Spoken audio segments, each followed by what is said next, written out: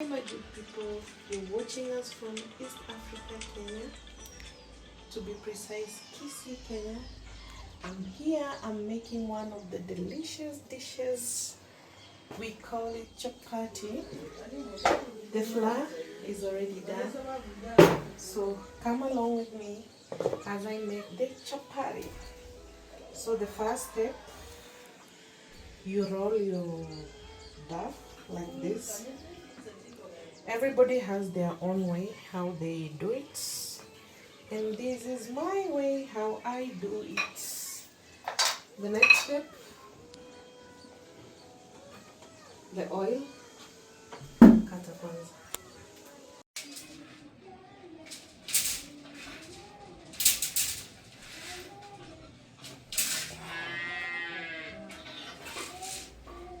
Here we have the oil, and the next step is now to spread the oil. I normally use my hands to spread the oil so that it spreads so well. Make sure you put the oil evenly on your dough that you've spread on the surface. We do like this. The next step is to divide your dough, the one that you've made, into small pieces like this. That's how we do it. Like that. There we go. The next step, you can start rolling your chapati like this, so that when you eat the chapati, you find it has like very nice layers. So there we go. There we go. So you keep doing the same to all the pieces you've cut like this. You can see the layers like that.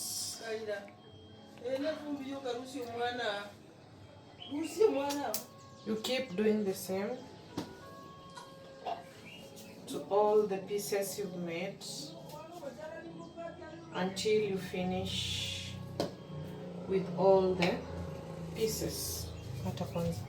Start. So as you can see, come closer. The pieces of chapati are already done. I've rolled them into such so that they come out as layers when you eat them. And there's a process that I didn't show you of making the flour. Basically, you just warm water, not too hot, not too cold, just warming up your water. Inside you put salt and you put your oil right here.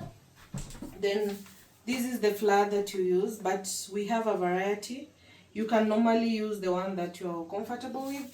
As you can see, it's drawn chapati, and there's another type of such delicacy that is called mandazi. So that is the part that I didn't show you of making how we make the flour, but that is it. Basically, water, warm water, salt, oil. You knead your flour very well until it mixes all together. You mix everything evenly until it's like, yeah, that type of flour. So the next step is to roll my chapati, which I'm doing, as you can see.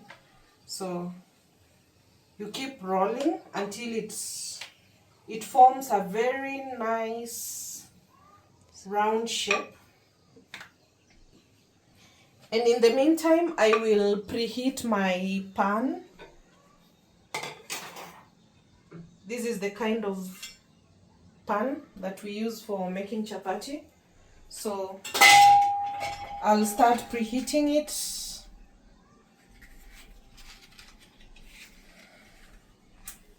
as I make my chapati. Chapati is a delicacy that it's preserved for certain, like, very special occasions. But like initially when we are children, these are things we could eat on New Year's Day. But as time goes by, as things keep changing, basically if you can afford to eat it anytime you want, why not? You can just have it whenever you want it. And I know it's a meal that is eaten by, I can say majorly, I know it's being eaten in Kenya, but also other African tribe, they have chapati. Even some Asian, they do chapati. Yeah, and it's a very nice delicacy.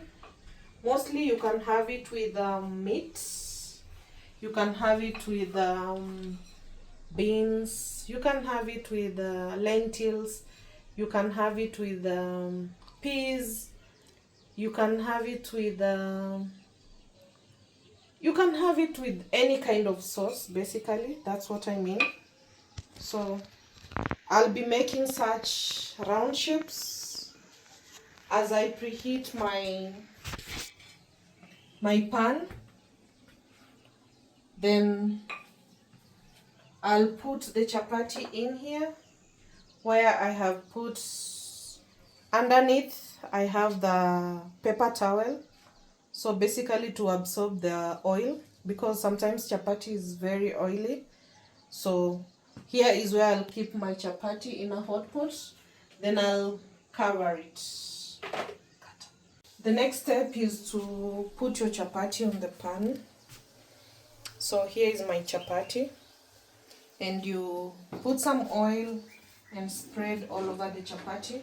Then you turn both sides until your chapati is golden brown. So I keep waiting until it's well cooked. When it's golden brown, that means it's well cooked. So I keep waiting for a few minutes, then I'll turn it over to the other side. So basically that's how we do it.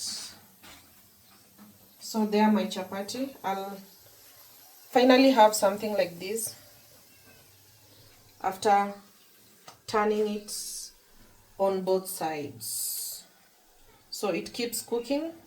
Then after I cook it, I'll place it in my hot pot. Here we go. Just to keep it warm, so that by the time you're having it with your stew, with your sauce, the chapati will still be very hot, or it will be warm enough and not cold.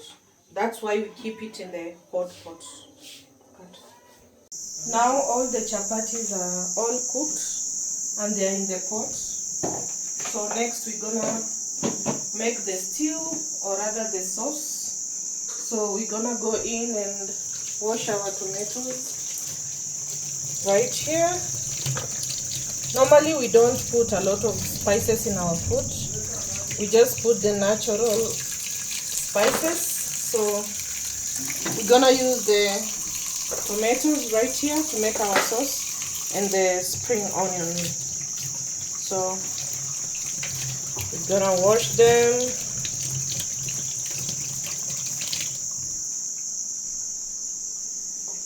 Gonna wash them, then cut them up. Cut.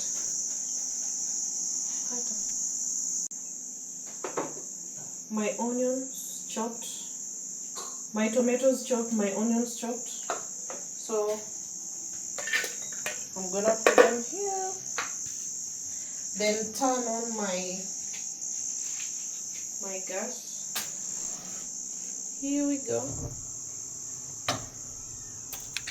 That's how we do it. Because we don't use electricity, we use the gas cylinder. So we go in like that. Oil.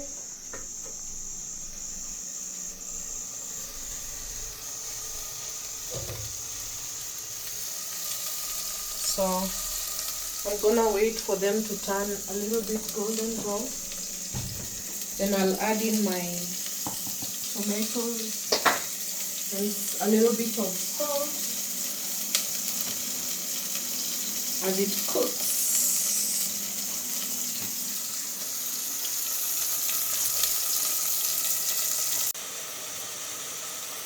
So my mixture right there, the tomatoes and the spring onion, they are cooking.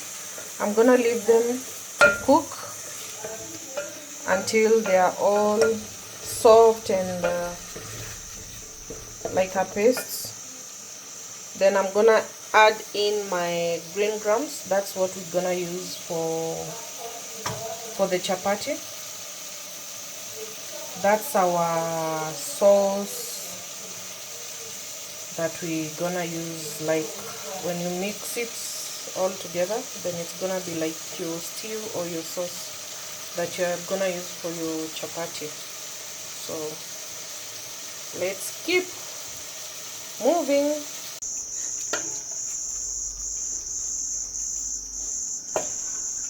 So these are the green grams, all mixed now with the tomatoes, onion, yeah, and we're gonna add water and let them boil a little bit so that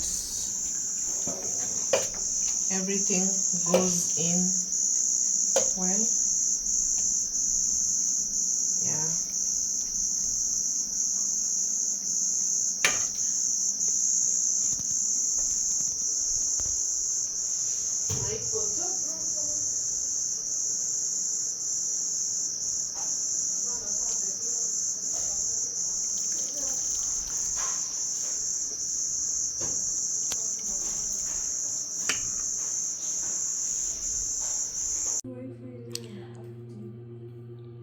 It was time to dig in and enjoy the delicacy.